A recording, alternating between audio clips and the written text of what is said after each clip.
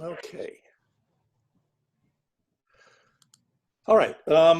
Again, I introduced Paul and I introduced Judy. I don't know if I introduced myself. I am Bob Francis, and I'm the crazy guy that's responsible for putting this wacky thing together, our little video game of a gallery, as it were, but there is no shooting. So, you know, just Well, we already shot. sit and watch. Yeah, we've already shot. Good, Judy. And but there's no shooting in this video game. And so that, and we are a bunch of photographers of all ilk, all kinds, different backgrounds, different lives that have come together in Palos Verdes, California. We are affiliated with the Palos Verdes Art Center, which is an 89-something-year-old community art center that is also a school, a gallery, a showplace for art in the South Bay. Palos Verdes is located, for any out-of-towners, southwest of Los Angeles. It's this gorgeous oasis, a stone's throw from LA Harbor and crazy downtown LA. And you can go there and it's a beautiful respite, and it has been for many, many years. And we are one of 8 affiliated artist groups, from painters to ceramicists to 3D artists, all centering around this beautiful art center in Palos Verdes. And if you ever get to town or you're thinking of doing something, once everybody opens back up, it's closed now, of course, but it's a beautiful afternoon to go up the hill and see some fabulous art at a gorgeous art center. So that's what we do. So one of our things that we always try to do is we love to post our art. We have 2 or 3 shows a year. There are shows at the Palos Verdes Art Center that we're always a big part of. I think one year we actually swept the first 3 prizes. What was that? A few years back. But so we endeavor to share our work as much as we can with the public. We've had some great shows last year and no shows this year, except this is it. And Palos Verdes Art Center right now has a summer show. So if you get a chance to go to PV Arts, what is it, guys? pvartcenter.org. Right. Okay, go there. They have their own summer show that they're doing. I don't think it's as cool as ours, but it's a fine show nonetheless. And you could go there and see what that art center is all about. So with that, what do you guys think? You want to move along? Yeah. Go for it. Okay. We will do that. I'm going to share my screen now, and hopefully I don't have any dirty laundry sitting there. There it is. There's my dirty laundry. Oh, shoot. I had this before. Okay. Bear with me, people. It'll be fine.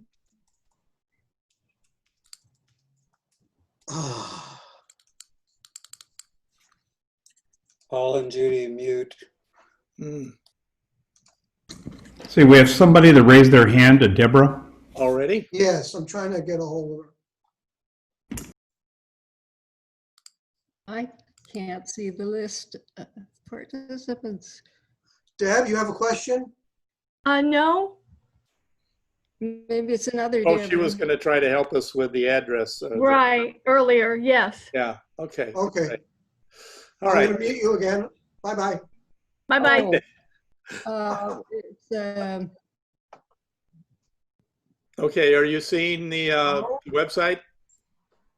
Yes. Good. uh, Okay, we'll give you a Deborah minute to read through that if you want. Ryan. Is that the same one? Is that your Deborah, or is that a different one that I see the hand up?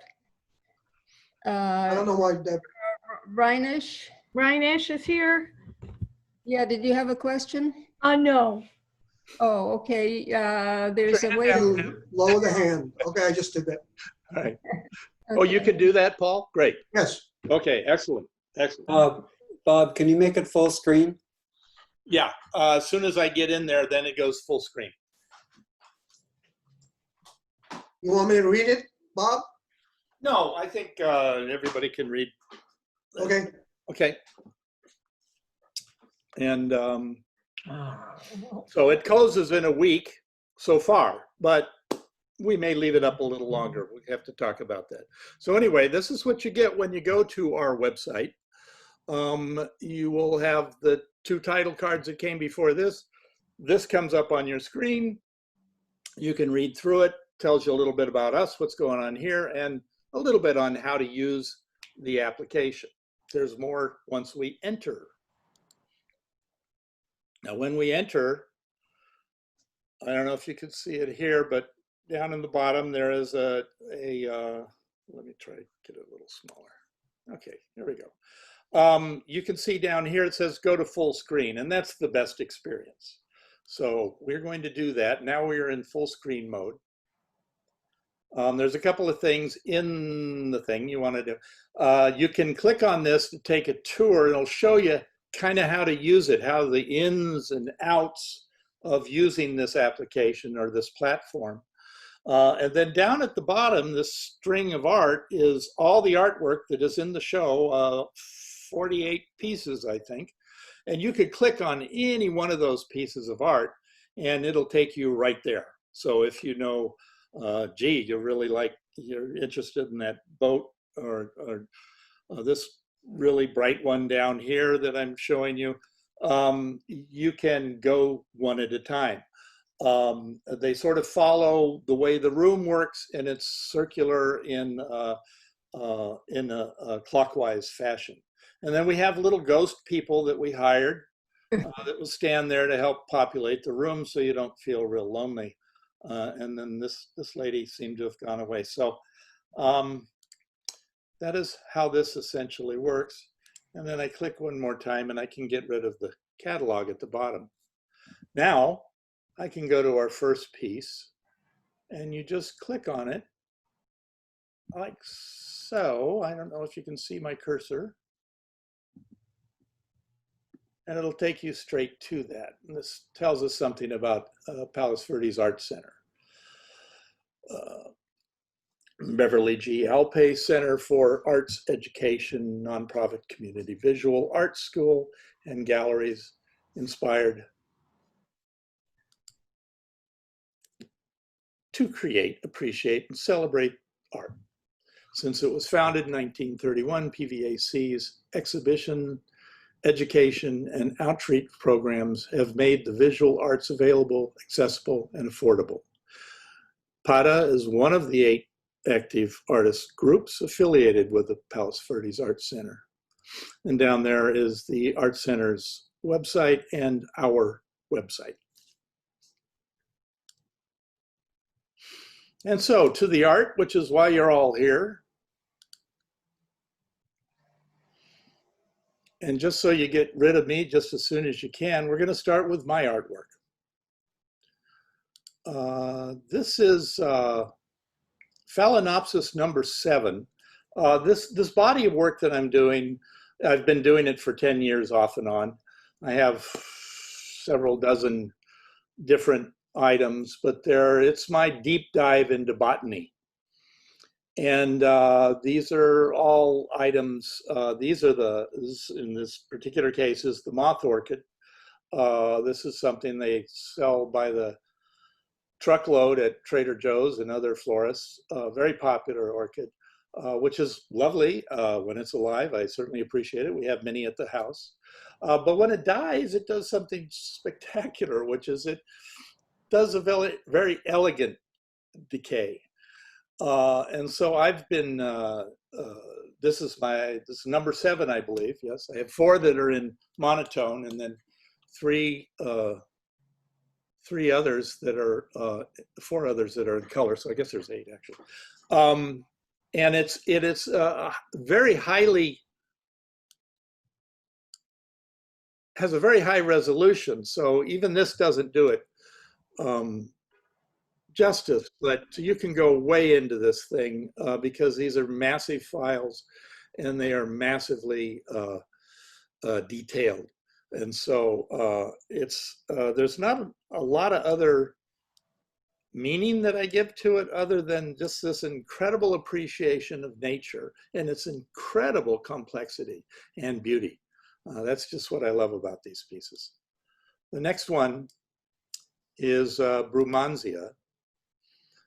This is a tree that has these extraordinary blossoms.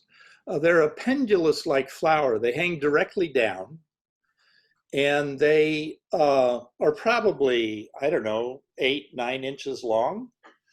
And then they hang down, and then they sort of flare out at the ends, and these are the ends that you can see.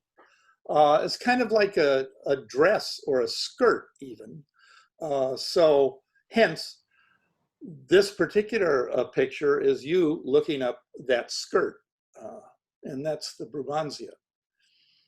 And again, it's an extraordinary statement of nature that I've just always appreciated. I have hundreds and hundreds of captures and dozens of these pictures, and when I get a goodie, I go for it. And these are 2 of the goodies. So that is my work. I'm sorry. Someone has a question in the chat room for you. Aha, please. Could you read it? Hold on, I lost it. I wrote Can you it, so tell us how you took these photos? That's from Michael Cinnamon. Oh, how I took them. Yes. These are actually items placed on a high quality flatbed scanner. It's not very large. Most of these are smallish items, but it's designed for scanning film, slides, things like that. Really high end. So it has very high pixel count, and that's how these are taken actually. So it is a camera. Down in the bottom of the any scanner is a little lens that is focusing the light that it sees on the platen. And so these are live specimens that or dead that are laid on the surface or suspended above it, as was Brumansia. Yes, sir. Angela Sherp said she loves the texture. Yes. And Jody Starkman said color, texture, light, and the way they pop off the black background, wonderful. Yeah. You should see them in person. And how big do you usually print them? I will print them anywhere from in the 12 to 20 inch range. And I have, I made a print of Hibiscus, one of my other early pieces, that was 5 feet wide. So they print enormously and they retain incredible clarity. Normally, if you take a photograph and you blow it up extremely like that, something like 60 inches wide, it gets a little soft, and then you have to stand back. So so the bigger the print, the more you want to stand back. But these actually will hold up if you keep standing there and looking at a 5 foot print. It is amazing. It's fun. I have a couple of questions, Bob. Sure. What is the name of the scanner? Oh, And we'll get the other details. question- Can I give away all my secrets? Yes. Okay. It's an Epson scanner. Of the scanners that you can get your hands on, other than professional printers, scanners that they use for similar things, which cost thousands and thousands of dollars. For under $1,000, you can get a fine Epson scanner. Close to 1,000 though. You'd be paying $850, something like that. I mean, and then Bob, the black in the image, what is that? How do you do that? that is there. When I scan the piece, obviously there's no top on the scanner, and the scanner looks straight up out of the bottom of the scanner. So it's like you're in the bottom of a box looking straight up. Hi. And so what you do is that I have a large black board that hovers about 2 feet above the scanner. And so the scanner sees the piece, lights it, and then it just sees the rest as black because the light falls away very quickly. Lawrence Manning wants to know how large are the files? Say again? Lawrence Manning would like to know how large the files are. Some of them are approaching a gigabyte, typically well over 500 megabytes. They're huge. Yeah, I have lots of hard drives here. Yeah, big files. Okay. Yeah, especially if I save them in 16-bit. And they're just. Get your ball. Yes? Good. Let's move on. Yep. This is another one of our artists. His name is Jerry Kotler. Oh, shoot. Let me, somebody should have reminded me of this. Let me show you this. Okay, I don't know if you can see. I just clicked on a little arrow in the upper right-hand corner of my screen. And when you do this, and you've clicked on a piece of art, like Jerry's work here, you will see his name, the name of the piece, what kind of a thing it is, a pigment print or it's a silver print, the size, some other information about it. Perhaps it's a limited edition, in this case of 8. And he has other sizes and prices available. And you can inquire with him either through his email here, and you can see the price that he's put on the piece. Or you can do this, watch closely. I go down here and I hit inquire, and I get a reproduction of the piece, so we know we're talking about the right piece. And I can put in my email address as a viewer or as a visitor, and then I can message Jerry. And this goes straight to Jerry. No middleman. And that's how you do this. So I'm going to leave this up as we go through the gallery, so that as I click on this, you'll see the information, the artist, and so on. Let me read. Unlike me, Jerry is akin to enjoys brevity. Let me put it in different order. Get your ball. Hello? Get your ball. Get your ball. Okay, somebody's chasing a ball. Okay, we could mute ourselves, perhaps. Thank you. So this is east of here. Jerry lives in Palos Verdes, and so he was out. If you don't know the topography of the area, Palos Verdes is several hundred feet high. It's a bulb at the end of a peninsula thing.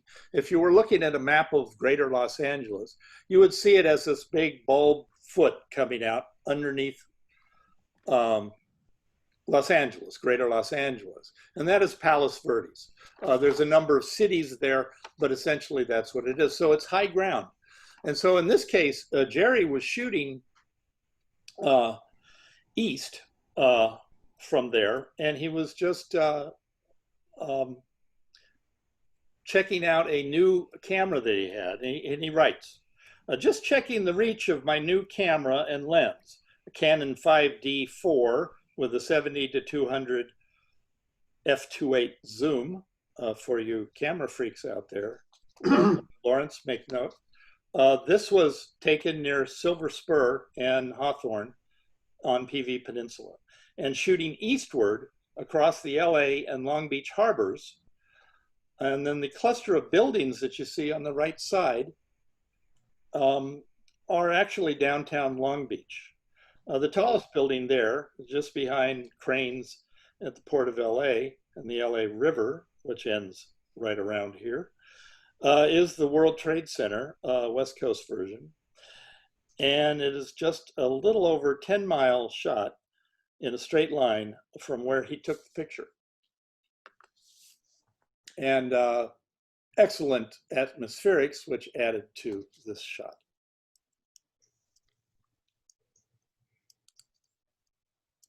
Ooh, go back, sorry. This is Lunata Bay. Come on, you can do this. We lost the picture, Bob. We see you. What I happened? see. We don't see the gallery. Speak for Still yourself. sharing, everybody else good? I'm fine. Jeff said she was I having can't see trouble. the gallery at all. I've pulled it up separately on another screen. What did you do? You should stay with the Zoom. I am with Zoom, but I've got no gallery, so There is no more gallery. We can see you drinking a nice glass of wine. yes, same here. Nobody can see me. I'm not sure what the problem is. Other members, could you please give me some input here? Are you seeing what you're seeing? I see the gallery. I'm seeing the, I see the picture of Lunata. Yeah. I see Everybody, the Doug? picture of Lanata Yeah, also. I'm good. I Good. see the picture of Lunata also. I'm Yeah, not people are sure. saying that in the chat. Joelle, I'm not sure what I can do to help you on this. Maybe Okay, I'll try. maybe go out of the meeting or leave the meeting, come back in perhaps. Oh, here it is. Ah, Right back. boom. Find it. change to speaker view. Speaker view. Oh, yeah. Don't want to do that. Okay, so I've got here Bob. we go. Lunata, which is a very pretty part on the western side of the peninsula. It's gorgeous. It has this just incredible coastline. Reminds me of Northern California. Parts of Southern California coast as well, but it's a plateau, and it's these wonderful cliffs and these beautiful inlets. It's a partial view of Lunata Bay. It's a big one of the big ones, and Rocky Point in PV Peninsula. And he says he's taken many photos of this scene, and I understand why. But he was especially liked the unusual lighting lent by the overhead clouds at sunset. And indeed, they are fabulous. Jerry Kotler. Aha.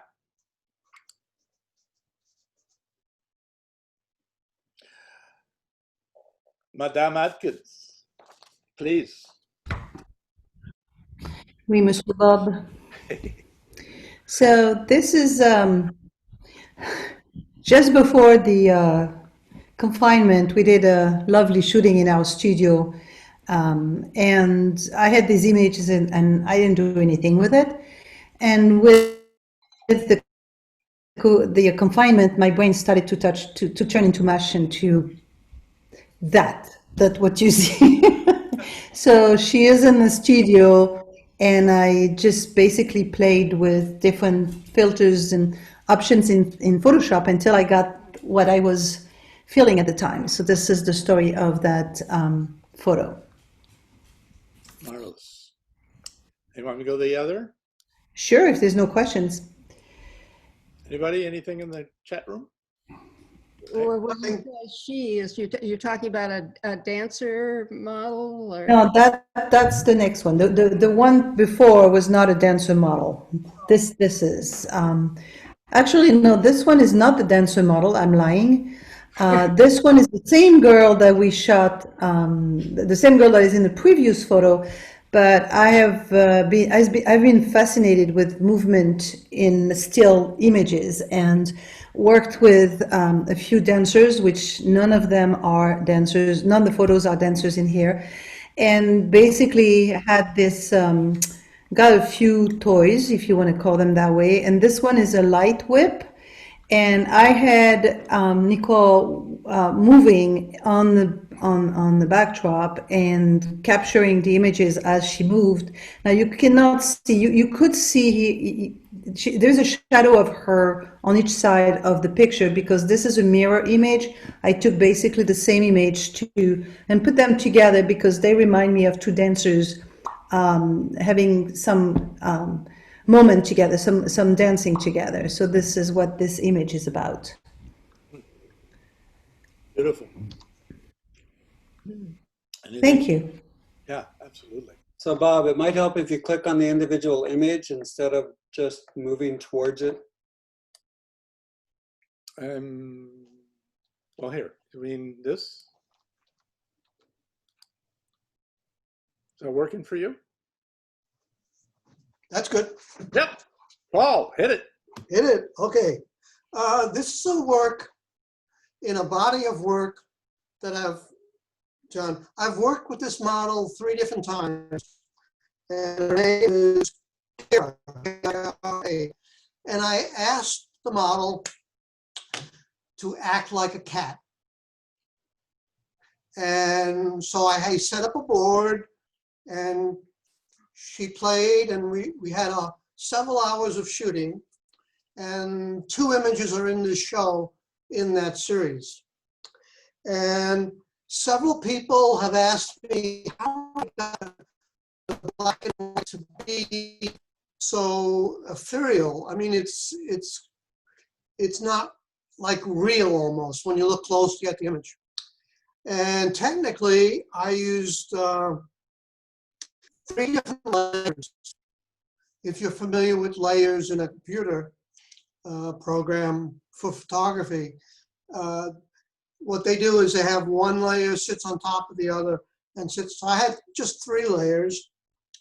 And the first layer, I just desaturated the image. So I made it 100% black and white. So I took out any essence in the image.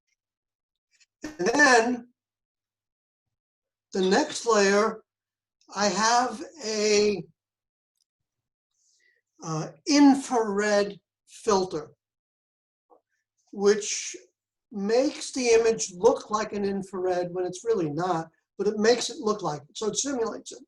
And what it does, if you really get close into the image, you can see it's grainy, and the whites are really, I mean, it's like there's nothing to her body.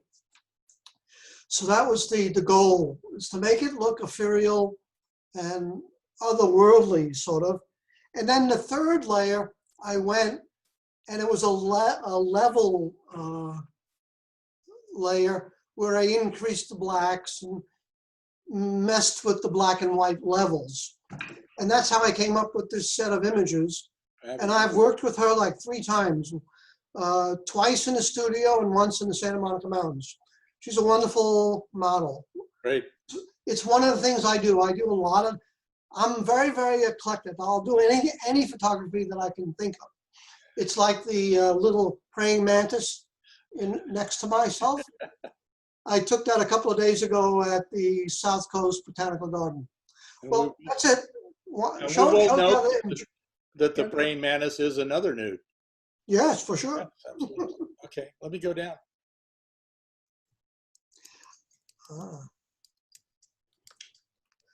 So this one is called Dead Cat. I mean, it's like a cat, lying dead. And she was playing and doing different things like a cat would do. And the first image was on the prowl. Well, that's it. Any questions? Say that again, Paul. You broke up a little bit. Oh, Just the last couple of sentences. see, my memories go. No. I lost track. Okay. That's fine. I think she's acting like a cat, and it's Right. Yeah, she's acting like a cat. very And the good. whole series was cat poses. Yeah, she's fabulous. She's great. Yeah. Beautiful. Thank you. Yeah, I got a comment saying the body looks like a pencil drawing. Yeah, it does. Yeah, so that's good. That's good. Yeah, it does. No, you Thank you. captured that part of it. It's got a very linear quality to it, Right. like a drafting. Beautiful. Thank you. Thank you.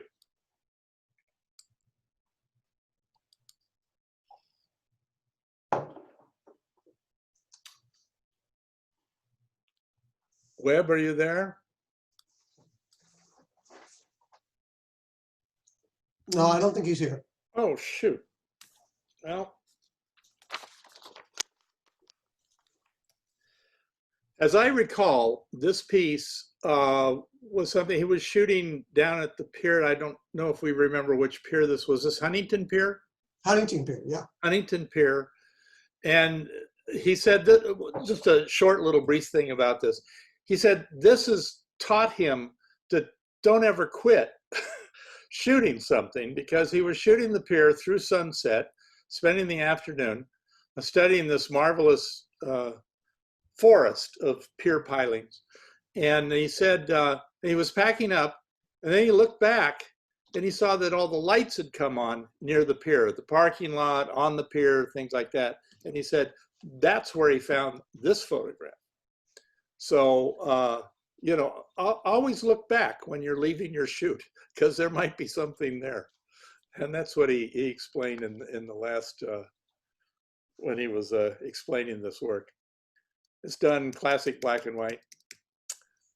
This was just a graphic that impressed him when he was down at the marina or other places, and he just loved the simplicity, the name of the boat. It's just little wonderful things about this kind of work where it's just a graphic statement. You know, you got your wonderful, striking graphics in the forms of the boat, the windows, so on, and then a little bit of the background right over here, where you're seeing this wonderful low shadow detail reflection on the water. Beautiful work. Sorry we missed Webb. And Linda Chowsey, fabulous photographer, wonderful. Judy, can you take it from here? Yes, Linda wrote very nicely about her work, and she said the 3 images were all taken this year, 2020. They were shot on a medium format film camera. Each photo is an image from a larger series, in this case, 3 different series relating to the landscape or architecture. The first image of the Amargosa Mountains is part of a series that focuses on monochromatic landscapes. The Amargosa Range cuts through Death Valley, California. This shot was taken with a long lens in order to capture just an excerpt of the hills. The intention was to focus on subtle colorations as well as the structure and texture of the rock. By eliminating the context of its surroundings, the image becomes less of a landscape and more of an abstraction. And Absolutely. then she goes on to the second. Oh, that's beautiful, yeah. The second image was taken in downtown Los Angeles as part of a series of everyday buildings in the city. It was taken at the onset of the coronavirus pandemic, just after the shelter-in-place order was put in effect. The streets were empty with no cars and no people. I spent a lot of time just driving around looking at the buildings which were visible in a new but deserted way. The shot with the tree just starting to flower at the onset of spring represents that small moment of nature's perfection amidst a rather bleak physical and cultural backdrop.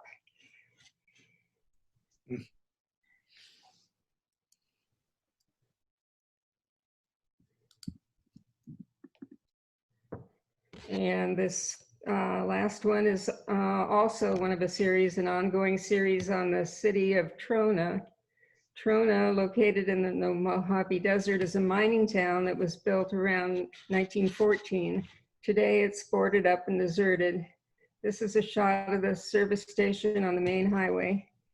This photo is about just juxtapositions, natural and built, old and new, valued and discarded, time passing and time standing still. I wanted to capture the contrast between the pastel colors of the surrounding landscape with its blue skies and subtle pink hills, with the faded, rusty, and dilapidated ruins of the city. Whenever you take a picture in Trona, you are faced with an empty, discarded city, but yet there is the constant plume of steam from the factory always in the background. The city looks dead, but there's still industry. The station is a great example of modernist architecture with its sweeping cantilever-like canopy reaching out from the building. It is supported by this very narrow column. Whenever you have ruins set amidst a landscape, it can be read as symbolic of the passage of time. In the case of Trona, the image of the station can be seen as a modern ruin. Yeah. Fabulous.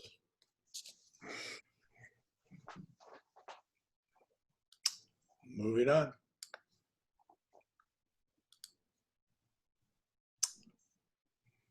Okay. This is Jerry Fleury, who could not be with us today. Very prolific artist, always doing stuff. He's done artist retreats all over the country. And one of the things he started checking out was astrophotography. You do these exposures in the middle of the night, and they're long exposures. They're even more rich when you can include the environment, as he has done with these looks like yucca cactus, and that's pretty much where he was. I think he was out in Yucca Valley, and I believe Paul Blyden might have been with him on this one. I'm not sure, but Yes, they have done this before. So it's a fabulous piece of work. It's just great. There's not a lot of combining of images.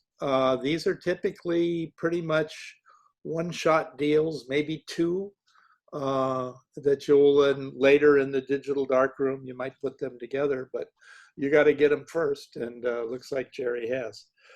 He writes, Joshua's Way is one of the hundreds of Milky Way images I have made throughout the world, as well as during 2 of my 6 artists in residencies in the national parks, Mesa Verde and John Day Fossil Beds. However, for many reasons, Joshua Tree National Park is my favorite location to make Milky Way images. For example, there are not many people, little moving traffic, clear skies, and especially the mystery of the location. For me, it is a spiritual experience. Be it alone in the park on a quiet moonless night, hearing my heartbeat, Joshua's Way illustrates so much for me. The feeling I have when I'm making Milky Way images in Joshua Tree National Park. So there you go. It is a moving experience. When you see the heavens like this, boy, you really count your blessings. And Kim Lewis would like to know how long the exposure was. Paul Blyden, could you talk to that? I was there with him. We were shooting pretty close to each other, and he was doing about 20, 25-second exposures. Mm. And he had his ISO, I think, around 3,500 to 4,000. And but when you're out there, you have a lot of time to play because it doesn't move, you know, not like a bird. And so he tried different applications for different images. So on this particular image, I'm not sure, but that was about the range, 20 seconds. And I did the same thing, around 20 seconds. Yeah, it's something like that. If you go much longer than that, the stars will start to streak. Yes. Yeah, because they do move. Right. Albeit slowly, but in a half a minute or a minute, they'll really start to streak. You know. Right. So, And yeah. you can have an adapter on between your camera and your tripod, which will follow the stars, and then you can shoot for several, 5 minutes, 10 minutes, Yes. if you wanted to. If you want to spend several But thousand we didn't have that dollars, but yes, not for the faint of heart. Because that's what telescopes do. They're motorized. They move with the stars. Yeah, right. Beautiful, beautiful. Okay. And so for something completely different. Lightning in the desert. This is fabulous. This is a great catch. You can't just walk out there and do this. You've got to study it. The beauty of this piece right here, this cloud formation, the saguaro cactus. This is, I believe this is in Saguaro National Park in Arizona. Yes, of course. And it's lovely. I mean, you see the rain blast down here that you're looking at just to the left of the cactus. Beautiful clouds late in the day. Jerry writes, I made it a point to visit Saguaro National Park in Arizona at the end of August in 2019 when the monsoons are at their peak, mainly to capture this exact image that I had envisioned before leaving home. I arrived in Tucson around 5 p.m., checked into my hotel, and headed for the Saguaro National Park. When I got to the park, I saw this electrical storm in the east. With the sunset at my back, I plopped down my tripod, adjusted my 50mm tilt shift lens. For geeks, I could explain that if you're interested, and pointed the camera where I last saw lightning. After a few test exposures, I clicked off an additional 300 exposures, capturing lightning bolts in about 5 of the shots, which is probably pretty good. 300 to 5 is probably pretty good for lightning. All this in 45 minutes, after which I wondered what I was going to do for the next 5 days. I had planned to be in the Tucson area. Beautiful capture. Amazing. Fabulous. All right, moving on. We're going to go to wall 2. Okay, Rodney Boone is not able to make, he has a work arrangement that he had to take care of. So he gave me a write-up on these images, and I'll read you his write-up. These 2 photos by Rodney Boone are from a series of 15 abstract images called Chinatown Rorschachs.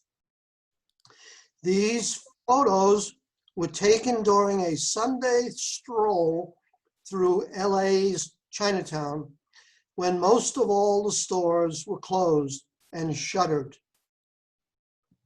On one such shuttered storefront, Boone found a series of small ink blot-like images that he carefully captured with his camera. It's his theory that someone had painted the security shutters, but then rolled them up before they had a chance to dry. When the shutters were pulled open again, they revealed these semi-symmetrical ink blots. Rodney Boone is a psychologist and says that early in his training, he was taught to use what was called the Rorschach ink blot test in assessments of personality. Herman Rorschach in the 1920s put together a series of 10 ink blots on cards, which are shown one by one to a patient who is asked about what he or she sees in the ink blots. The idea is that the person will project their hidden interest and the desires into the ink blot figures, thus revealing their unique way of seeing the world. The test is very controversial. Many have called it unscientific, tarot card readings. However, as you gaze at these, what do you see in these figures and landscapes? Fabulous. Yeah, they're beautiful. No, they're just gorgeous. It's just, it's It's abstract photography at its penultimate. It's where you come in on something so close or so bizarre that you have no reference to that photograph, but the imagery is photographic, i.e., this exists in the world. And when you come in on something like this, it transcends photography. Some of the greats that used to do this, Minor White, used to take these amazing photographs of peeling paint and such. It's great, and this is. Someone wants to do want you to do a close up of that. Oh, sure. Which one? Yeah, click on the image. Sure. Let me do this. Yeah, so the dark line down the center is the space between the slats. Right. And this entire photograph is maybe 3 inches wide. Right. Yeah. So it's macro photography. Yeah. I missed it if he explained in his statement how these splotches occurred. Did he mention that he thought it was freshly painted blinds that were pulled up? Yes, he thought they had, it looks like it, that they had freshly painted and then closed the blind, you know, the shutters. Yeah. And then when they opened up, the small areas where the slats came together rubbed against each other and caused this beautiful art. Yeah, it's interesting. Yeah, it's pretty cool. It is a bloody Rorschach, because if you look at an area like this, and you go over here, that is a damn near a mirror image of it. So it's amazing. I suppose possibly it also could just be moisture. LA at night can get pretty wet. Sure. And it might just, or perhaps the place, they had the shutters closed for a really long time for some reason. God knows. It was fascinating. I love stuff like that. You just find it and you go, wow, what is that about? Beautiful. Yeah, Angelica Sherp made a comment. Yes. She calls it process turned into art. Well done. All right. Angela. A simple Very statement. good. I really, No, that really good. well said. Well said. Thank you. Thank you so much. Okay, Mr. Wheeler, we're coming up on you, boy. Is he here, please? I didn't see him. Nope, he's not here.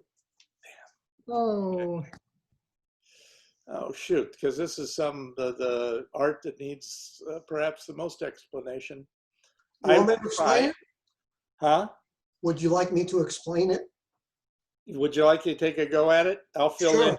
Okay, go ahead, Paul. Thank you. Okay. Tom Wheeler goes out to the desert, the high desert, and he takes images where he is part of the image, or he makes something that's part of the image that's not naturally there. And he does long, long exposures. And what he did in this image is he lay down along the rocks and put a flashlight on his arm and lit up his arm. And then he moved, and he did it 1, 2, 3, 4, 5, 6, 7 times in this one image. So what he has done is taken part of his body and put it into this environment. And he calls it COVID Block 2020. Kind of a mysterious, eerie effect. You can tell how long the exposure was because if you look at the stars in the sky, they're long streaks. Yes, absolutely. You can see that. That's what I was talking about before. Right, right. and So you I- don't see the rest of his body because he's dressed in black and moving. Yeah. And Right, right. So he's moving and he has his, he doesn't show up because he's moving quickly from place to place. Yeah, So the other one is another interesting Tom Wheeler, he calls it dimensional tube. And what is the mountain range that he's at? Do you remember? San Jacinto Range is out near Palm Springs, I think. Okay. Yeah, maybe. Well, there's in this image, you see a hill, which is part of a burn to keep water in the heavy rains from, Yeah, it's a wash. Yeah. wash. So what he does, he takes a square of clear plastic. So it's a square of clear plastic. And then he takes a light and he causes the light to reflect on the image. And then he runs with that piece of plastic up the hill and over the top of the hill. And his camera is sitting in one place, and it's just a long exposure. And I don't know how he comes up with this stuff. It's just amazing. Yeah, you do have to think ahead on this because you're imagining what's going to happen. Right. He doesn't know what's going to happen. Yeah, exactly. I mean, if I went out there and tried to do this, it would take me a week. But he knows now because he's done these amazing works all along. Very, very respected. He's been in many shows all over the city and other places. They're fabulous. They're just they're ethereal. The one thing I always enjoyed about Tom's work is if you can see these originals, the mountains and the stars and all the imagery in there is so beautifully rendered. And then you have this juxtaposition of this strange, I don't know, ethereal, ghost-like aberration. Go to his work. You will see some fun stuff with beach balls. He'll take a scene like this and he'll put like 20, 30 beach balls out there, each one lit. It's a lot of fun. It's great work. It really is. Yeah. So he goes out and he'll shoot all night long and then come back home. Yeah, and then go to work. He still works. I think there's a viewer that's asking that we might want to speed it up a little bit. Okay, sorry. Okay, Gary Cayos. Paul, were you going to read on this? Yes. Okay, this is Gary's explanation. QP, New York City. Yep. So he says, my daughter moved to New York City about 4 years ago, and I am there quite often and walking the streets and looking for unusual images. When I spotted this store window filled with the Cupid dolls, I found it to be wonderful, but creepy at the same time. A very New York City image. The arrangement and quality of the dolls was outstanding, a must-have for my Streets on New York series. Absolutely. Fun. Yeah, a lot of fun. Here's something a little closer to home. Yeah, I love this one. His explanation. Yeah. When I first saw the image, I didn't understand what it was about. But then I read the explanation and now I understand. Yes, absolutely. Because I lived in Manhattan Beach myself.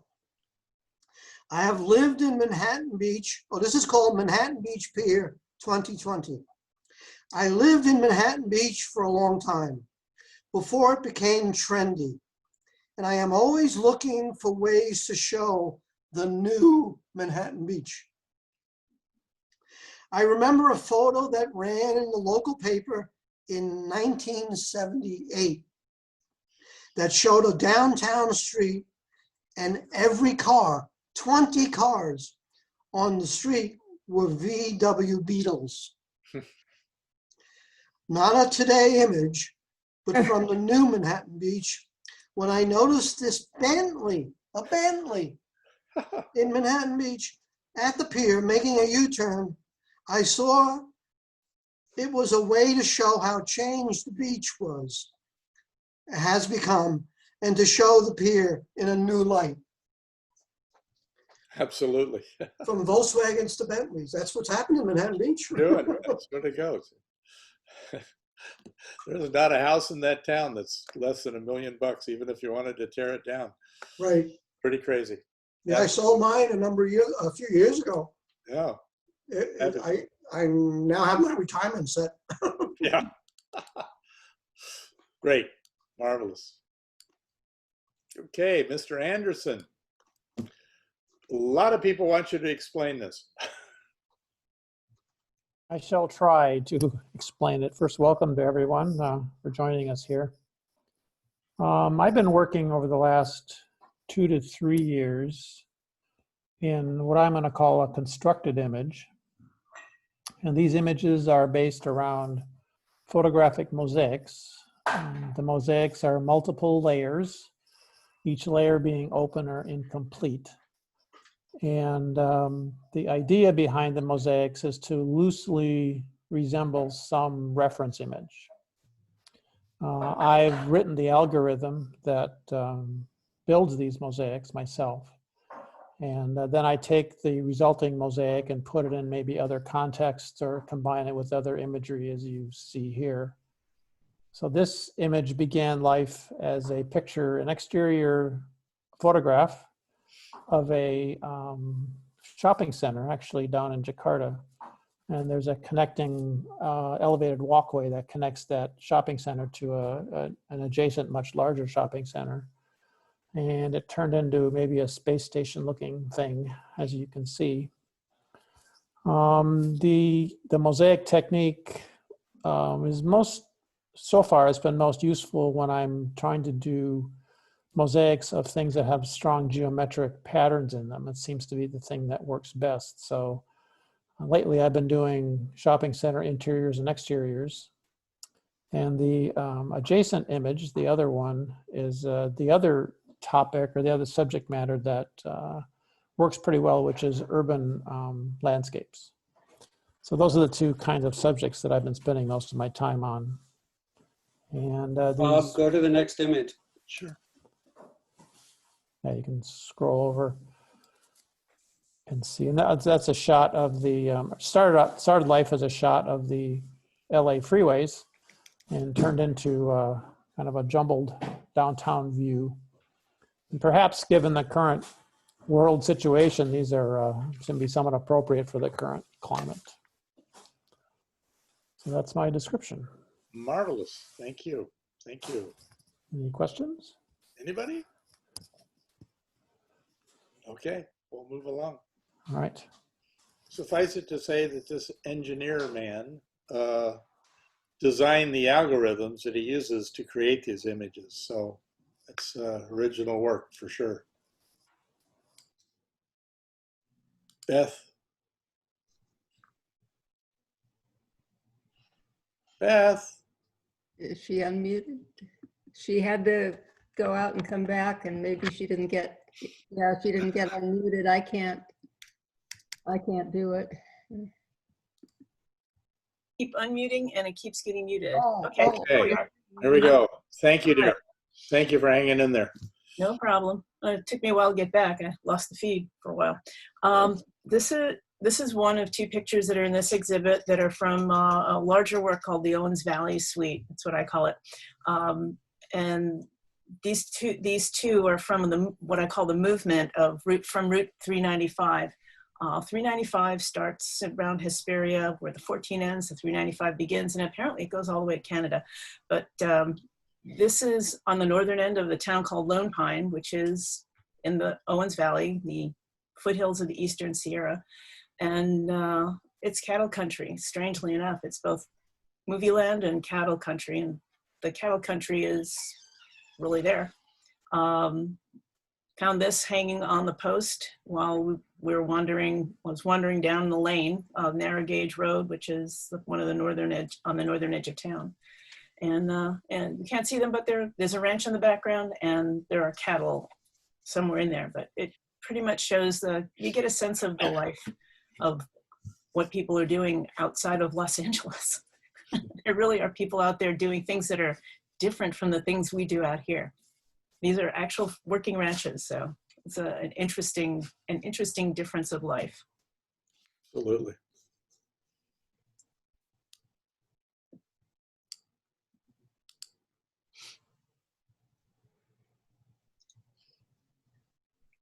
This image is pretty much a straight image. It's a cloud formation, part of what's called the Sierra Wave. It's a an effect that happens as a result of all that air coming off of the Eastern Sierra and hitting the desert air of the Owens Valley.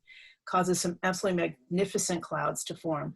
On the bottom, you see the Lake Owens, which is largely dry. And we have a very strong connection to it here in Los Angeles, since that's mostly where our water has been coming from, or one of the sources of where our water comes from.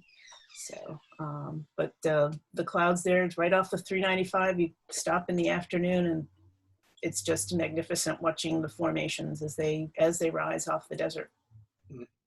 Beautiful. Yeah, the Owens Valley, the Owens Lake was a huge lake until about 1930 when we started sucking it dry for LA. So yeah. Right, but it's an interesting thing, and Yeah. Geekland, excuse me, but it doesn't actually have any natural springs, natural inlets.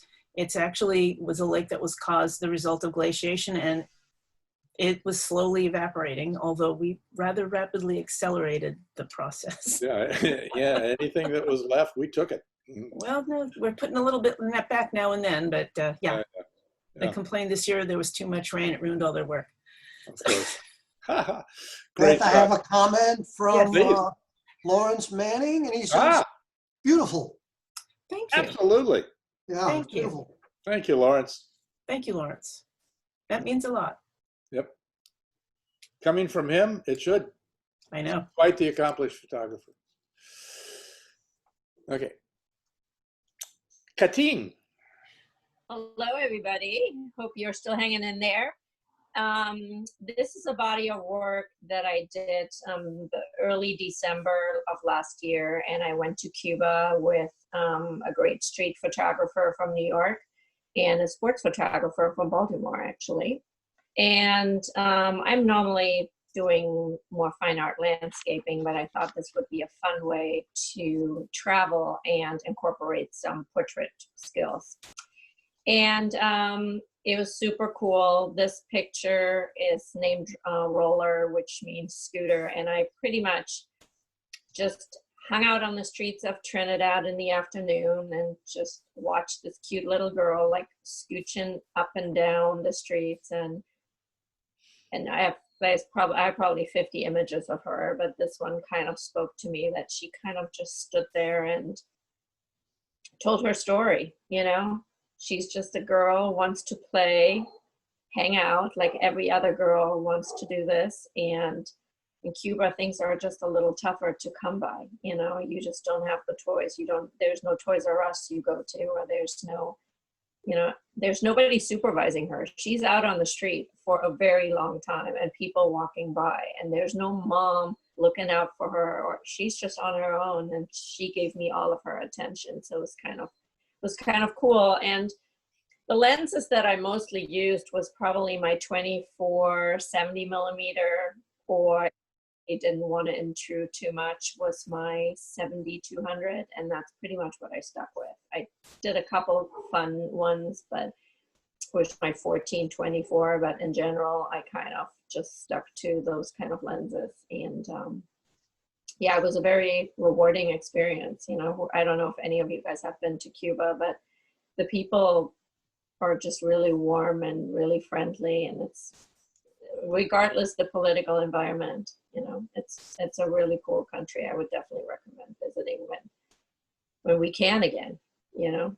So yeah.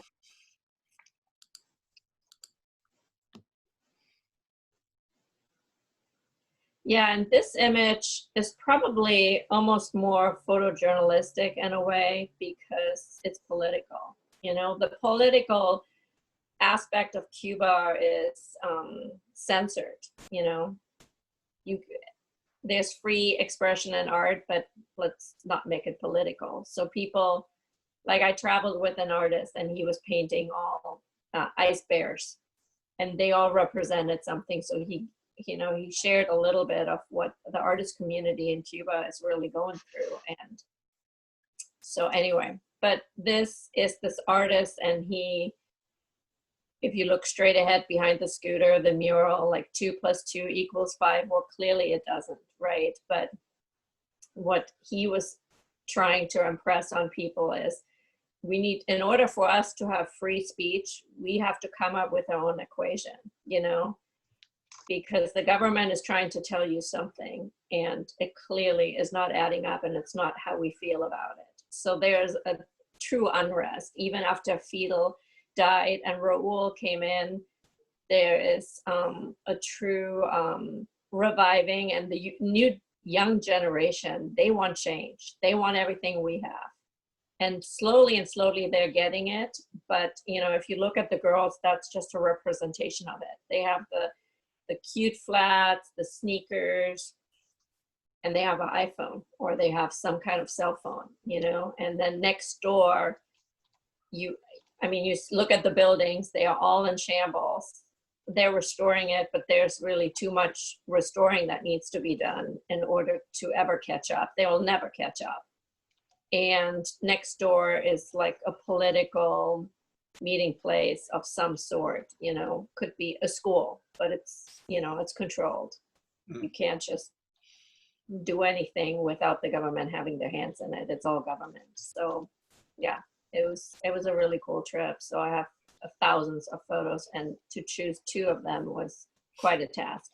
So For me as well. So, yeah, it was cool. Fabulous. Thank you, Katrine. Yeah.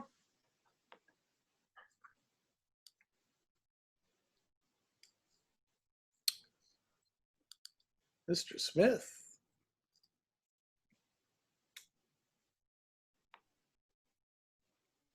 Is my friend Patrick out there? My apologies. Thank you for joining us this evening. With the COVID era upon us, I enjoyed travel photography. I'm an engineer by trade. Digital photography sort of is that merge between art and science. So went small in the bunker here. You're looking at a blade of grass, and those are water droplets suspended with the colloidal attractions of water on material, and the water beads or droplets are actually refracting a picture of a flower in the background. So in the COVID era, you sometimes have to make images, and that's what I did here. Next Beautiful. picture. Beautiful work. Gorgeous. Let's get this down here. And going from the macro to the micro to macro? We don't know. Anyway. Oh, this is also one of the things where in the COVID area, this is in April. And actually, when traffic shut down, air cleared, this is on Palos Verdes looking at Santa Monica Bay. The coral dwarf trees were in bloom. It started with just a typical panorama, a 7-shot panorama.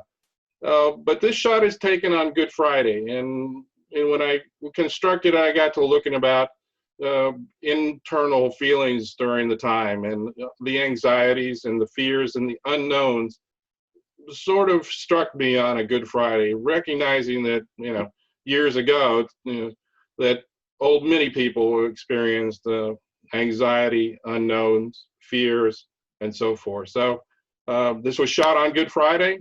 It was a great Friday, and behind the image is lots of emotion. So thank you.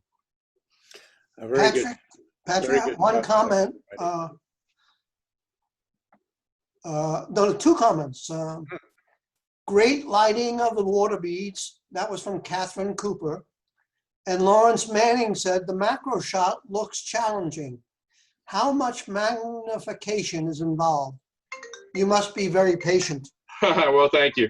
So the magnification is shot with a 100mm lens. I believe I had an extension tube as well. The beads, the water droplets are actually so small, they're placed on the blade of grass with a syringe, that I drummed up. So it's actually, I don't actually know the number of magnifications, but it's very small. Yeah, it's got to look like it's 1-to-1 or something. I mean, Yeah, it's yeah. way in there, and I'm sorry I don't know the exact. Thank you, Deborah. Thank you, Lawrence. Yeah, marvelous. Great. Thank you. Oh, Gwen Butterfield said, wonderful work. Thank you. Thank There you. you go. We will all agree. My favorites. Dr. Dates. Hi, I'm glad I can unmute myself. I came in as a visitor today because I missed the. You were so tardy, my man. I was trying to get in. I left Paul a message that, but anyway, I'm here. Okay, I'm, good. Go ahead. I'm one of the more traditional photographers in the group of PATA, and these particular photos were taken during the advent of the coronavirus, and one was taken on the driveway near my house. That's the bumblebee amidst the purple flowers. This is a huge plant that has taken over our front yard, and it was only for a very short period of time, 2 weeks, that the bees were really hovering, both bumblebees and regular honeybees. And this picture attracted me because of the complementary colors of the yellow and the bluish purple. And so I took a picture. Wonderful. And we love it. And then the next one is of some peregrine falcons. I took this picture on the Palos Verdes Peninsula, which is near my home. And I happened to be just above the bird's nest, and this is in the area of the lighthouse. Point Furman? Yes, not Point Furman, the Point Vicente lighthouse. And these particular birds, one of my passions in photography has always been taking the behavior of, it can be not plants so much, but the behavior of animals in birds, especially flying birds. These birds were not taking off, but they were very angrily calling for their parents to feed them. And this is clamoring for food. And I captured the image. You certainly did. Great capture. Yeah, wonderful. These are fleeting moments. If you've ever shot wildlife, they are nanoseconds. And if you get them, it's good. If you don't, come back tomorrow. Fabulous. Great. I have a comment. Thank you. Aha! Lawrence Manning said, I can hear the birds. Amazing. Yes. Absolutely. Thank you very much. Yeah, Lawrence, thank you. Mr. McGill.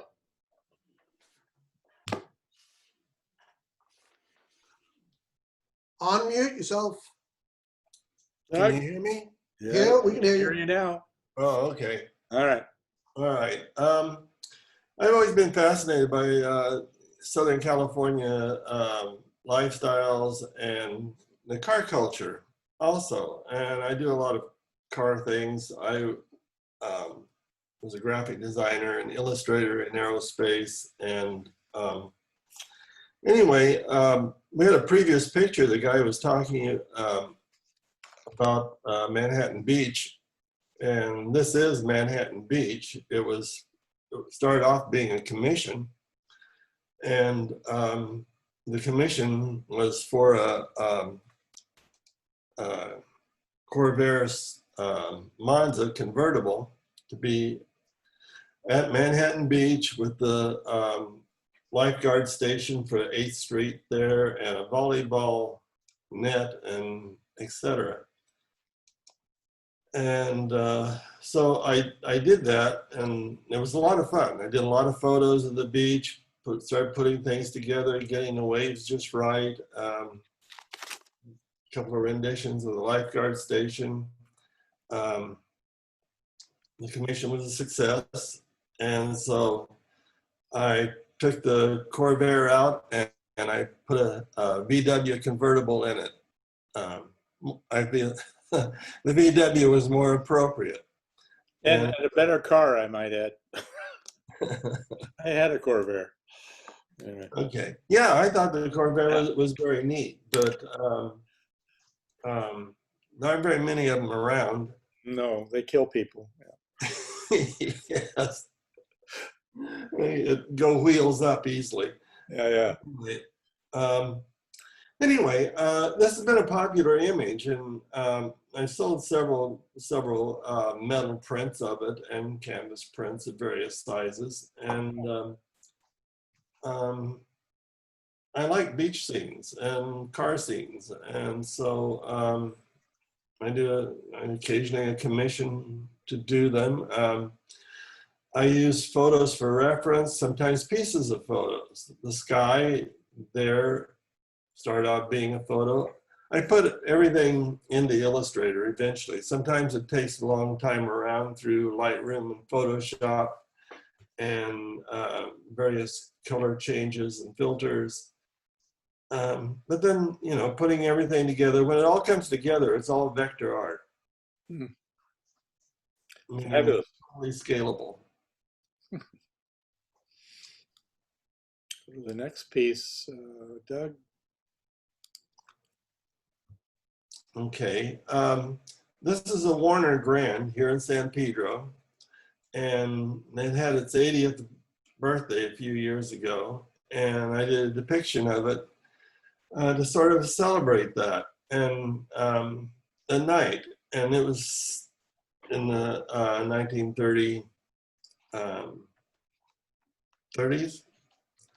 and so I did what a noir look to it. And a gangster car, like in this case,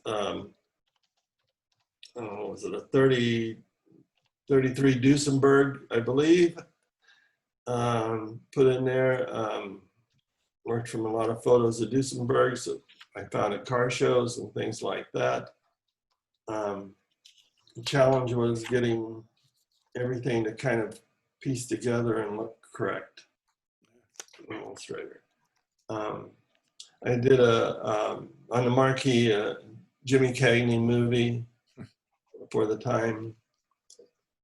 Let me see if I can zoom in on that. Yeah, there it is. Lady Killer. James Cagney and Mae Clark. Fabulous. Thanks, Doug. Okay.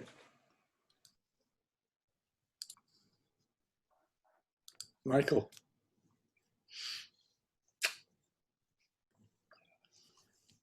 Hello and welcome. My name is Michael Cinnamon.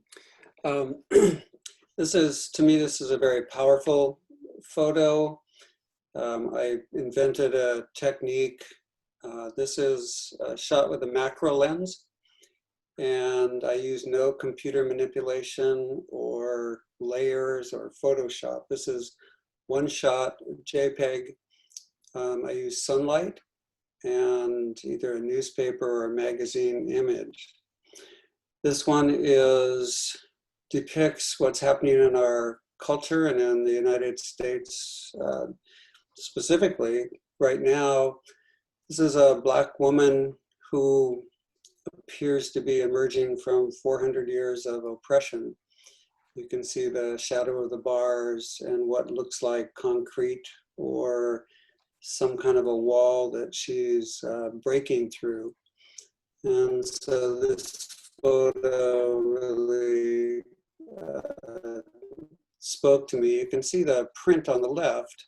So that's why it's called oppression in the news. And so I feel it's a very powerful, interesting photo for the times. Absolutely.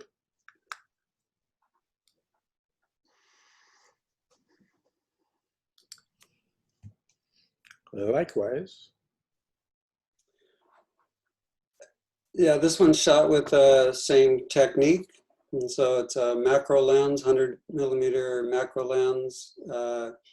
This image is, I use the camera handheld, and it's about an inch away from my subject. And so this is incredibly close and blown up. If you zoom in on it, you can actually see the pixelations from the newspaper. This one's called Transformation. This is a group of people seemingly blindly following each other through a church stained glass window, not knowing what the outcome will be on the other side, with onlookers looking on in either dismay, disbelief, or in incredible belief of what's happening. The image from the few people in the front makes it look like there's starlight on them or some type of a lighting that's happened to them after they've made it through the stained glass window, with lots of people following in the background to try and achieve the same thing.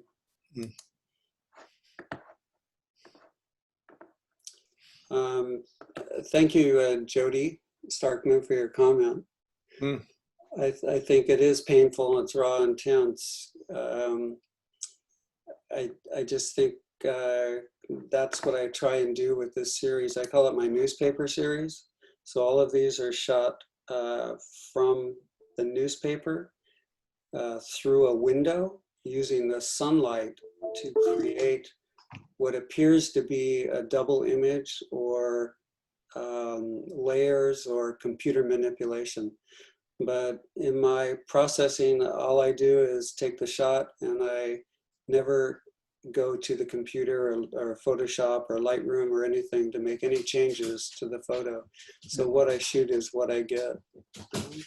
The happenstance that makes these images is quite interesting, in that it is both sides of the given sheet, whether it's a magazine or a newspaper, and they are juxtaposed by the happenstance of the printing process. And this is just fascinating to me, that you find these, and again, it's sort of a theme that runs, I think, through the work of these artists and millions of others, I assume, that it is the moment, it's the happenstance, it's the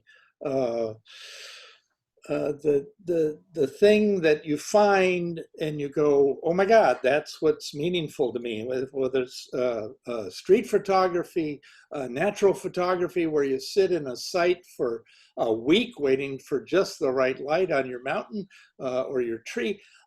It's at the moment. It's the moment, and then it's taking that moment, capturing it, and giving it meaning.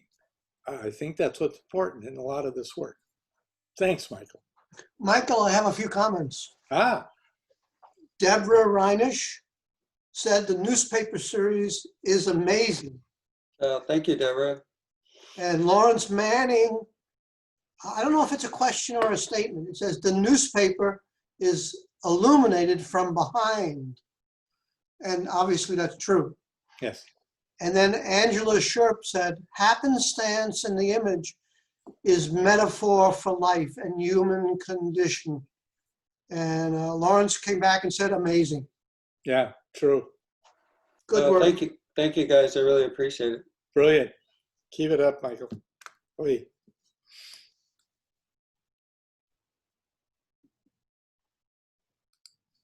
Dr. Cuervo.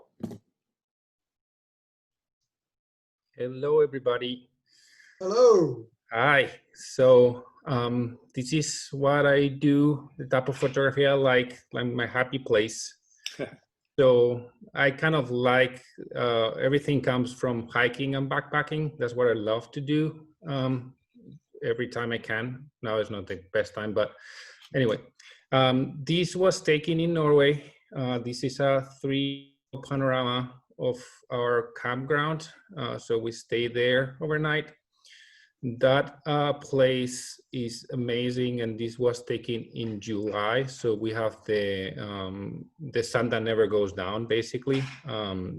So the sun right now, this is sunrise at 2 in the morning. The sun just goes down behind that peak for maybe an hour and then comes back up and then goes all around you 360 through the day. So pretty amazing place. the beauty of this place too, with this type of sun and light, is you have these colorful sunrise and sunsets that last for 2-3 hours, just because the sun takes so long to come back up. So it's one of the places I like the most when you go backpacking. And that's this one. Gorgeous. And then this is one of my favorite trees. It's really close by. It's close to Big Pine on the way to Mammoth. It's a small park that not many people stop by. It's called the Ancient Bristol Coat Forest. And these are one of the oldest trees in the world, over 5,000-year-old trees. This one is really, really nice when you see in person, just because you are over 10,000 feet up in the upper Sierra, so you can see all the ranges on the back. And it's just the textures of these trees are amazing. They come like almost like a Tim Burton movie or something. And it just, I love how it looks. I mean, you can shoot it from any location and position and looks good every time. But yeah, this one was taken with a little zoom just to make it compress the background a little bit, and have that juxtaposition with the mountains in the back. So it's taking about 70 millimeters. So yeah, I hope you like it. Carlos, I have a comment from Nancy Salem. She says, "This reminds me of a Dali painting." Thank you. It's true. Yep. It's true. I think we're looking, Carlos, we're looking back at the White Mountains. Is that not the White Mountains in the back? Are you looking east? No, the trees and the White Mountains. This is the Eastern Sierra in the back. Okay. Yeah. So the trees in the actual White Mountain in the top of it. That's right. Okay. Yes. Beautiful. Another comment, Carlos. Lawrence Manning said, "I love this image. It's surreal." Yeah, thank you. They are the most amazing. I saw those way back when I was in art school. We went on a trip, and the professor, we called him Doc Rock. He was a geologist. He took us up to see the bristlecone pines, and I was just astounded by these amazing specimens that outdate Jesus by thousands of years. Yeah, they've been up there all that time. It's an amazing thing. You got to do it. It should be on people's bucket list, I think. Yeah, that's what I think. And it's really close by, easy to access. Like from Big Pine, it's literally 30-minute drive up. Heading to Mammoth is worth a stop for sure. Oh, it is. If you're ever going up towards Mammoth or Mono, or even the backside at Tahoe or Yosemite, you got to take the turnoff and go up and spend a couple hours up there. Amazing. Yeah. Fabulous. Thank you, Carlos. Thank you. Oh, I have one more question, Carlos. Yeah. From Bruce Watson. Are they living? Are these alive or? So they are alive. I'm not sure if this one specifically is alive because I've never seen leaves on it, but there's other ones that are alive and 5,000-year-old. This is not the oldest one though. The oldest one is actually a secret location, so to protect it. So most of them are, and what they'll do is that you might just have one little branch that still has life on it, and the rest of it, of course, is dead for hundreds of years. But it is, most of them have some life in them, and it'll just be up a little branch, on the side. It's desperately dry up there, so they get almost no rain. But it is an amazing thing. Thousands of years, yes, amazing. And no termites, I might add. So do well. It's incredibly windy, and that's what gives it its shape. Oh, it does. It's cool. It's brilliant. You just have to see this. It's just brilliant. Judith. Okay, hi. I'm Judy Herman, and I steal other people's art. But all art is, you know, based on what you've seen before and taking a twist on it. But I've been taking a gallery visiting class that met weekly until the recent incident since 2002. And so that's with Jim Murray, formerly with PV Art Center, now kind of independent, I guess. Anyway, so this is actually at PVAC, and this artist was, I forget, it was mixed between a science experiment and an art installation. And I'm sorry, I forget what it was supposed to illustrate. But there were different colored lights shining on a succulent, and it's, I don't know if they could measure how the, you know, it affected the plant growth or anything like that, because they were rotating, you know, not real fast, but fairly fast. And it made all these interesting patterns on the wall, these colored shadows. And then I, of course, hyped it up a lot in Photoshop. So that's my twist on someone else's art. And the next one is also, you know, influenced by other artists. If we could go to the next one. Bob seems to be offline for some reason. Uh-oh. Well, I'll start talking about the other one, and you can imagine it, and then see if it looks like what you I'll give him a phone call. So the other one, I was influenced by one of the PATA members, Michael Cinnamond, with his dual images from one sheet of a magazine or newspaper. Thought that's interesting, and I tried putting different magazine pages up to the window, and then I remembered I had, on my various gallery tours, I had seen someone else who had done that very similar thing earlier. It was, there we go. If we could see that image. I remembered that Robert Heineken, who founded the photography department at UCLA back in the early 60s, had taken magazine pages and put them on a light table and used the images that happened to come up in between. But then he also inserted whatever images he wanted to. And of course, he didn't use Photoshop because there wasn't any such thing. There wasn't digital back in the early 60s. But now I'm glad there is, because to me, it's much easier.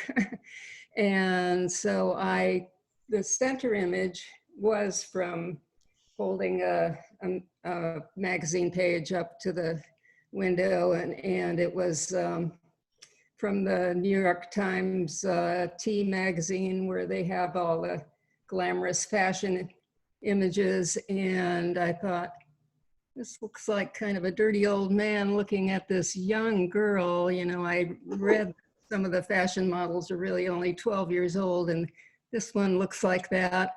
So I thought, you know, there's something a little creepy about that. And so I added other images and repeated them, and had different blending modes to add to the creepiness. And so maybe it ties in with the 1970s and 80s pictures generation, where they critiqued the popular, you know, images that are flooding our consciousness with the advertising, and you know, critiquing the mass media. So that's about it. Judy, I have a few comments. Yeah. From Deborah Schrader. Yeah. Lovely, Judy. Colors are so intense in your succulent fire. Judy, I love seeing it up close and knowing about it. Beautiful. Diane Yamaguchi said, beautiful, Judy. Let's see, this is Deborah Schrader said, the watching is just so mysterious and deep. I love how you look at it and see different layers. And Lawrence Manning, so this is both analog capture and digital post-processing. Well, I didn't capture it analogly. Right, no, I understand. But the process has been done that way. I don't know how the original magazine photographers, I doubt that they use film anymore, but who knows? Yeah, so Angela Sharp said, watching seemed like a political statement. As soon as I saw it, I saw the DACA issue. Oh. Interesting. I hadn't thought of that, but interesting. Nice comments. Yeah, I think, thank you, everybody. and a lot the Me Too movement. So sure. Yeah. Yes. Very, sure. very topical. Yeah. How prescient of you. Well done, Judy. Great. Thank you. Oh, Lawrence Manning came back and said, I mean with a camera and then computer work. Oh, okay. That's what he meant. Okay. Okay. Moving on. Moving on. Getting late. Judy, you're going to help us with explaining Ariel. Yes, these are works by Ariel Swartley. And if you read the introduction to the show, she's the rock critic turned UFO documenter and other things. But these images, oops, yes, let's read the right script. Okay. Because I look for patterns in pictures I take. I use layers of varying transparency and add colors with gradient maps in order to create motion and perspective. Repetitive shapes allow me to dramatize the tension between the rectangular frame and the camera imposes, and the fluidity of natural objects and landforms. But that's just technique. The goal is to create pictures that are tactile, sensual, and mysterious. These images began on a transatlantic flight in late 2019. Some landscapes were foreign, like Greenland's half-frozen fjords. Others, like Western mountain ranges, were familiar and well-loved. Yeah, the brown one is the Western mountain ranges. At first I saw the images as window frame vignettes or sequences of subtly varied terrain. But once the stay-at-home orders came down, I began to look at them differently. With no prospect of flying anywhere soon, my old desire to know just where we were and what was beneath me seemed irrelevant. What I saw instead were magical lands, all unobtainable, no longer verifiable by experience. They look on the brilliant colors and shifting shapes of dreams or hallucinations.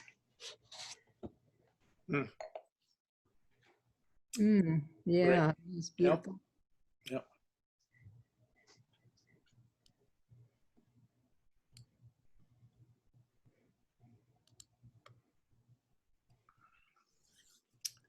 Robin, are you with us? No. No. Just so our audience knows, these are the last two. No. Yes. Robin, and then there's a couple more. You want me to explain this? Yeah, go ahead. Give it a shot, Paul. Robin Young does a lot of composite work. This is an image taken down at the beach where you have these fences that hold back the sand dunes. And she layered several of them on the image and then colorized it. So it's simply a manipulation of what she saw. So you can see the wires holding the bands of wood together. That's about what she does on this image. Yeah, great. Yeah, a lot of it. It's called Fence. Yeah. Next one. How apropos.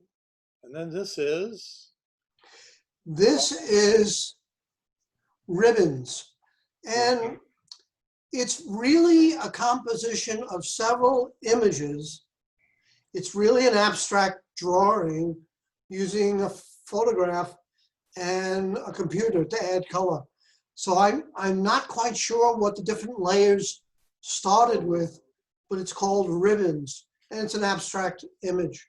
Well, it's the Peterson Museum. Yes. Oh, right. The facade on the Peterson Museum in downtown LA. Right, I forgot that. Rad, kind of crazy looking thing. But yeah, and then she said that's what she started with this. And then she rotated and overlapped and had some fun with it. Yeah, she plays with the image. Yeah. In my view, this is more attractive than the Peterson Museum. Yeah, I agree. So, good job, Robin. All right. All right. And we're going to jump the door and we're going to go to some classic black and white to Mr. Stinson. Are you with us, sir? No, he didn't sign in. Oh, shit, he did it. Okay. Anyway, sorry, excuse me. John has been photographing for like his whole life. He's a man of a certain year now. And he started with large format photography, classic black and white photography, studying under the auspices or the bar that was set by giants of original classic black and white photography in the middle 20th century. And that's what he ascribed to, and in these two pieces, that's what he does. It's fabulous work, and it dates back quite a long time. Again, this is not digital work. This is digital only in that we're showing it to you because he has digitized an image that was originally, of course, captured with a field camera loaded with black and white film and processed in a wet lab and turned into a print. And then John has reproduced that in digitally so that we can share it right here. But if you went to see John's prints, you would see original silver prints, no doubt, that look fabulous. And that's what this is, as well as the other one that he shares with us, which is a beautiful composition of cacti. And these are the things that in the 20th century in particular, and then John spans that time up until now, and then he goes way back. That's what this stuff is about. It's brilliant, it's fabulous, it's large format camera, it's silver halide based art with the film and the prints that they made. It's an art form never lost and always enjoyed by anybody that enjoys photography, because it is the history of photography. It's where we all started with this stuff. So anyway, appreciate that marvelous work. And thank you, John, for being part of this. Mr. Don Adkins, could you share with us some thoughts about your work here, please? Sure. We live, my wife Joelle and I, who you heard earlier, live 2/3 of the time here at the beach in South Redondo. And we're fortunate in that we have a large studio space upstairs where we're able to explore things in a really cool studio fashion. We live 1/3 of the time in Paso Robles, in one of the wine areas. Don't have a studio there, but we have something we don't have here in Redondo Beach, a lot of land and a swimming pool. And so I had a commissioned work last year, commercial work, which was shooting a wine label for one of the wineries in Paso. And the theme of it was, of course, Drop Dead Legs, which was going to be featured on a bottle of Grenache. The model happened to be the assistant winemaker for the winery itself. And after we scheduled the shooting in the morning, and then in the afternoon, knowing that she had not only great legs, but just an overall great look, I said, hey, after the shooting, you want to come over and have some fun in our pool? Love to do some pool images of you. And she's like, what do you want me to bring? I'm like, bring a white dress. And so this is basically her just having a simple white dress and having fun on a nice hot afternoon, playing in the pool. I have, of course, my pro level equipment is Canon EOS based pro equipment, but for swimming pool, I do not have an underwater housing or underwater pro equipment. So this is basically taking a consumer grade camera, one of these Ricoh cameras that runs about $300 retail, shoots I think a 16 megapixel image, and taking it underwater. And first time ever shooting underwater where it's hard to stay down. And so I had basically my wife helping me out, sitting on, kind of holding me down underwater while I was shooting the model underwater. And then after a minute and a half or so, I'd go ahead and tap her to, let me come up for air. And we did that over and over again, and basically shot for about 40 minutes in the water and created a whole suite of images. This is my first ever attempt at shooting anything underwater. And I think you did well, sir. Yeah, Oh, great. Thank you. thank you. And I primarily do music industry photography, so I'm going to take it to the next level now. We're going to be up there again in a couple of weeks. I'm going to have a sort of 80ish themed band that has a lot of bright colors to everything they do. They're sort of like a Cyndi Lauper band type on steroids as far as the color is concerned. I'm going to do a swimming pool shoot of this band, and it's going to be very colorful and very wet. This time I'm getting the underwater camera. And just make sure that the guitars are not plugged in. Thank you very much. Exactly. Yes. There's that joke about my parents. I didn't know if they liked me or not. They gave me a toaster for a bathtub toy. Yeah, exactly. That could be the end of the shoot pretty quick, but Exactly. interesting as well. Okay. Thank you very much. Sure. That's marvelous. Thank you. I have a comment on your image. Please. Okay. Let's see. Wear a white dress. This is from Bruce Watson. Wear a white dress and bring a bottle of wine. Exactly. Perfect. And then I have a comment for everyone involved in the whole show.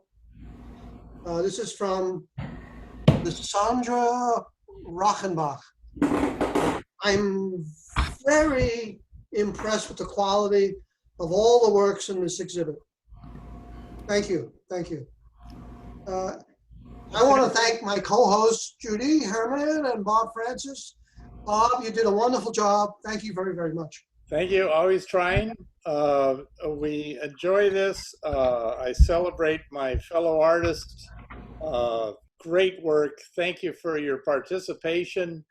I think the folks enjoy this. And as long as that's true, I'm happy to do it. So we will end this evening. Again, thank everybody that showed up, all you guys, everybody. Certainly my artist mates and all the people that took the time out to join us on this endeavor. It's really a thrill. We are just totally thrilled that you felt that you could give an hour, hour and a half, 30 minutes, whatever it was, until you left, to join us. It's a celebration of what we do. That's the biggest thrill we get, is sharing our work with the world. And it's not an ego thing, it's an art thing. That's what artists do. They share their work. It's their speaking to the world and in their way. And that's what it is. And we love it. if people tune in and listen. Thank you all so I have much. a couple of closing comments. Awesome. Jody Stockman, let's see, where did that go? Thank you all for hosting and for sharing the work. What a gift during these challenging times. Angelica Serp says, inspiring and pleasant for this trying time. And then Romana Gifford said, thank you for sharing this. And Deborah Reinisch, my sister, said, awesome work by Bob, Paul, and Judy. Yes, it was. Well, we've got to thank Bob for putting this together. Oh yeah, Bob, lots of work. Yeah, wow. Bravo, bravo. A lot of fun. A lot of fun. But again, thank you all. This is a lot of fun. We can do this again. Next week. 6 We can do it months or next something, week. Get up some more art and let's just go for it. It's not that hard. But I have a few things to do before that. So leave me alone for a while. Okay, yeah. Here's another comment from Sherry Fanning. This has been an awesome adventure. Oh, gosh. And a novice to photography. Thanks, Bob. Awesome. Awesome. Thank you, Sherry. That's fabulous. That's all fabulous. right. Makes it worthwhile. Thank you all. We're going to close this now. Please go to the gallery. I think in the invitation that I sent you, there's a link and you can go right to it and just spend your afternoon or 15 minutes or whatever you got, cruise the gallery, look at the art, talk to the artist. It's great. You click on the little thing, it gives you an email and you can just go, hey, what about that? What lens did you use? What town is that in? You know, that's a lot of fun. And then you can just take your time in the gallery. And like I say, it's kind of like a video game, except you don't have to shoot anybody. Thank you all. Bye-bye. With that, I will end the meeting. Thank you all so much. All my friends that showed up, all the friends of all our people. Thank you and good night. Good night. Smiley face.